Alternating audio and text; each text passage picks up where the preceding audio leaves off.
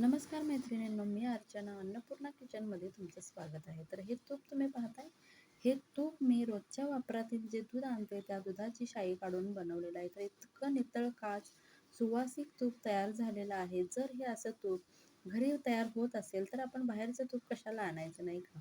तर ही रेसिपी बनवून मी नेहमीच अशा पद्धतीनं तुपाचा बाहेरचा खर्च कमी करते. तर बाहेर भेसळयुक्त तूप मिळते, तर ह्याच्यावर तर हा उत्तम पर्याय आहे. तर मी माझ्या घरातील ₹1000 महिन्याचे वाचवलेले आहेत. तुम्ही देखील ही रेसिपी ट्राय करून वाचवू शकताय. व्हिडिओ शेवटपर्यंत नक्की बघा आणि ही रेसिपी नक्की ट्राय करा आणि जर तुम्ही अशा पद्धतीनं तूप बनवले तर मला कमेंट सेक्शनमध्ये नक्की सांगा. आता काय करायचं आहे, आम्ही अमूलचं गोल्डचं दूध आणतो नेहमी आणि त्यामुळे मी 1 लिटर अमूलचं गोल्डचं दूध घेतलेलं आहे. तर ही दूध तापवण्याची एक विशिष्ट पद्धत असते. त्यामुळे ही अशा पद्धतीची जाड शाई येते. तर दूध आहे ना, बारीक गॅसवरती गरम करायचं, एकदम बारीक आच ठेवायची आणि बारीक आचवर ठेवून ते वर येऊ द्यायचं नाही आहे दूध. ही पहिली स्टेप. म्हणजे अशा पद्धतीनं जर तुम्ही दूध तापवाल ना, तर अगदी अशी दाट पद्धतीची शाई तयार होते. तर ही शाई मी एका प्लेटमध्ये काढून घेतले बाउलमध्ये आणि ही आपल्याला 15 दिवस फ्रीझरमध्ये स्टोअर करून ठेवायची आणि 15 दिवसांनी ही शाई जमा झाल्यानंतर आपण तूप बनवणार आहोत. तर तुम्ही इथे बघू शकताय, मी 2 भांड्यांमध्ये एवढी मलाई काढलेली आहे. एवढी ही 15 दिवसांची मलाई आहे. तर कोणताही दुसरा खर्च न करता मी जे रोज दूध आणते 1 लिटर, त्या रोजच्या दुधातूनच ही शाई काढून अशा पद्धतीने ही मलाई मी जमा करून ठेवलेली आहे. तर ही मलाई बाहेर काढून ठेवायची आहे फ्रीझरमधून आणि थोडंसं नॉर्मल टेम्परेचर झाल्यानंतर एका भांड्यामध्ये हे आपल्याला स्टीलच्या काढून घ्यायचं आहे. तर दोन्ही मलाई मी एका भांड्यात काढून घेतलेत आणि हे घट्ट झालेलं आहे. तर हे रवीनं थोडंसं आपल्याला हलवून घ्यायचं आहे आणि थोडंसं पाणी मी यामध्ये घातलेलं आहे.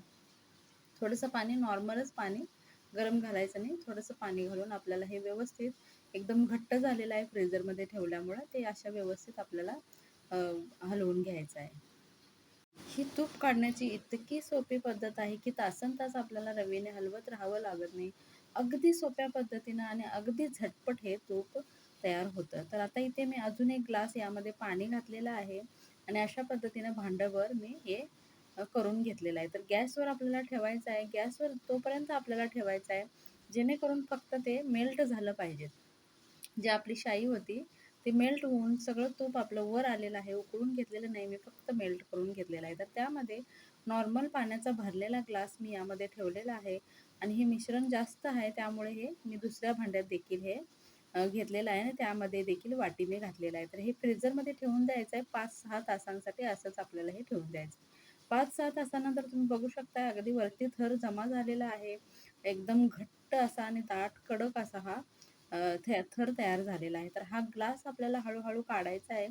वरती अ, जो जमा वरती जो ग्लास आहे, तो व्यवस्थित आपल्याला काढायचा आहे. तर तुम्ही ते बघू शकताय, वरचं तूप जे आहे आपलं, ते वरती जमा झालेलं आहे आणि घट्ट झालेलं आहे.